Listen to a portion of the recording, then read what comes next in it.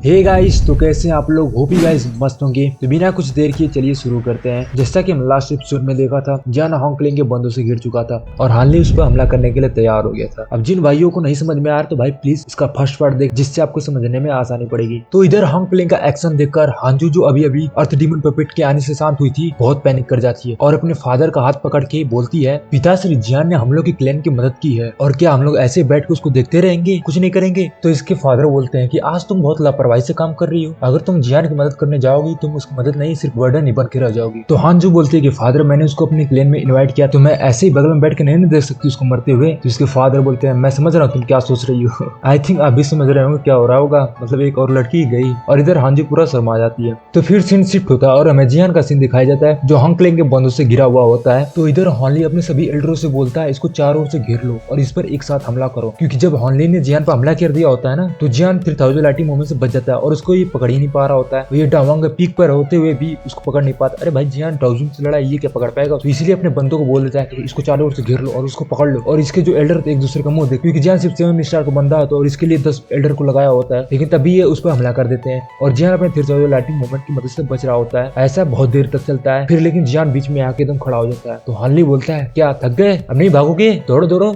जियान एकदम आराम से इसको देखता है और एक इविल सी स्माइल देकर उसको बोलता है, अच्छा दौड़ाने में तो बहुत मजा आया ना। तो हॉन्गक्लेंग का लीडर समझ आता है कुछ गड़बड़ है, तो पीछे भागने लगता है। लेकिन तभी जियान बोलता है, बहुत लेट हो चुका है। तभी इनके बीच एक प्यारा सा लोटस जगमगाता है और ब्लास्ट करता है, बूम, और हर तरफ सिर्फ आग ही फैल जाता है। लेकिन जब आग मध्यम होता है तो जियान हवा में दिखाई देता है और अपनी हैवी जुआन रूलर को बाहर निकाल देता है, क्योंकि उसने फायर लोटस को बीच में फोड़ा था, जिसकी वजह से सब घायल हो जाए, मरे नहीं। तो जियान अपनी हैवी जुआन रूलर को लेता है और एक हॉन्गक्लेंग के एल्डर के पास पहुंच जाता है और उसको एक ऐसा छक्का देता है, मतलब आप नहीं देखे जैसे बैट से गेंद मारते छक्का, वैसे उसको धर के देता है। और ये यहीं पर रुकता नहीं है, हर एक एल्डर के पास जाता है और ऐसे मारता है, कहीं इधर पैर में मार, कोई सर पे मारे, मतलब उसको पूरा क्रिपल कर देता है। मैं इस सीन को देखने के लिए बहुत एक्साइटेड हूँ। होप स्टूडियो ने इसको कट ना किया जाए, क्योंकि स्टूडियो ने बहुत सारे सीन काटे हैं। जो अच्छे वाले सीन होते हैं स्टूडियो ने पूरा काट ही देता है। तो इधर जो एल्डर चेंग अर्थ डीमन पपेट से लड़ रहा होता है, इसको संभालने में इसको बहुत दिक्कत होती है, क्योंकि अपना पपेट तो डीक्यू का इस्तेमाल नहीं करता है, उसको थकना है नहीं, उसको बस फिजिकल बॉडी से लड़ना होता है। तो इसकी नजर पड़ती है हॉन्गक्लेंग के और ये देखता है कि सभी लोग हार गए तो जल्दी, तभी अर्थ डीमन पपेट इसको एक धर के देता है और ये जमीन में आके फिर से गिर जाता है। तो ये चिल्लाते हुए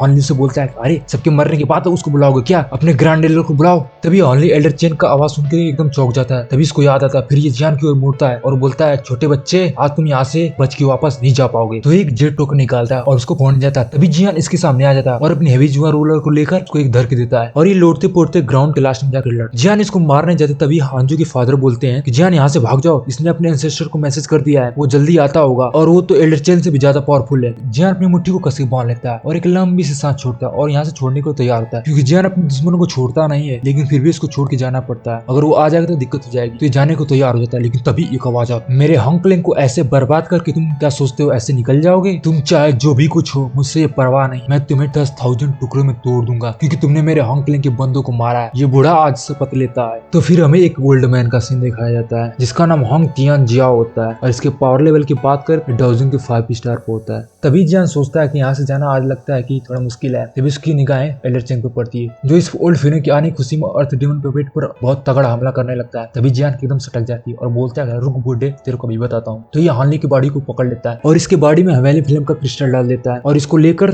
दूसरी साइड फेंक देता है। और फिर ये ओल्ड मैन से बोलता है, अगर नहीं चाहते कि तुम्हारा क्लैन बिना लीडर के होके तो जाके उसको बचा लो। तो फिर ये घूम जाता है एल्डर चेंग की ओर, जो अर्थ डीमन पपेट से लड़ रहा होता है। तो बस भाई लोग, आज की वीडियो के लिए इतना ही। वीडियो को मैं बीच में छोड़ रहा हूँ, ये जो कि गंदी बात है, लेकिन मैं कोशिश करूंगा जल्द से जल्द न्यू वीडियो आ जाए।